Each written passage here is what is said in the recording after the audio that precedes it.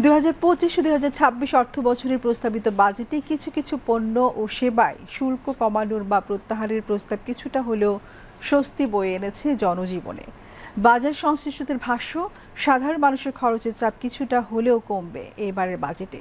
মূল্যস্ফীতি নিয়ন্ত্রণকে বেশি গুরুত্ব দিয়ে বৈষম্যহীন ও টেকসই অর্থনৈতিক ব্যবস্থা গড়ার প্রত্যয়জাত বাজেট প্রস্তাবকে সাধুবাদ জানিয়েছে নাগরিক সমাজ।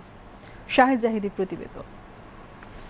প্রতি বছরই বাজেট ঘিরে সাধারণ মানুষের কৌতূহল ঘুরপাক খায় পণ্য মূল্যের বাড়া কমা নিয়ে। জটিল হিসাব নিকাশ দূরে রেখে সাধারণ মানুষ খোঁজ রাখতে চায় কোন জিনিসের বাড়বে দাম, কমবে কিসের। বিশেষ করে খাদ্য থেকে শুরু করে গৃহস্থালী পণ্য কিসের জন্য কত বাজেট রাখতে হবে তা জানার আগ্রহই হয়ে ওঠে মুখ্য।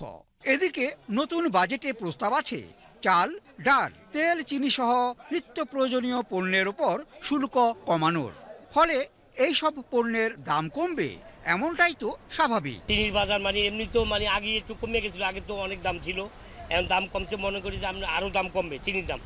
তারপর অন্যান্য যেমন চাল এগুলো বেশি শুল্ক রাখে না, কিংবা শুল্ক বরঞ্চ কমাইছে। বিশেষ করে খাদ্য পণ্য কিছুটা হলেও কমে মিলবে এমন ভাবনা কিছুটা হলেও স্বস্তি এনেছে নাগরিক সমাজে। বাজেট হওয়ার পরে যেসব পণ্যের দাম কমানো হয় সেটা কিন্তু কমে না, আবার যেটা বাড়ানো হয় সেটার দাম কিন্তু ঠিকই বেড়ে যায়। এরকম মন মানসিকতা রাখা আসলে ঠিক না। জনগণ এবং সরকার মিলে যদি সমন্বিতভাবে এটা সহযোগিতা করা যায় তাহলে এটা সম্ভব আমাদের এই স্থিতিশীল বজায় রাখার। জনসাধারণের ওপর আর্থিক চাপ কমাতে বেশ কিছু গুরুত্বপূর্ণ খাত থেকে ভ্যাট কমানোরও প্রস্তাব করা হয়েছে বাজেটে।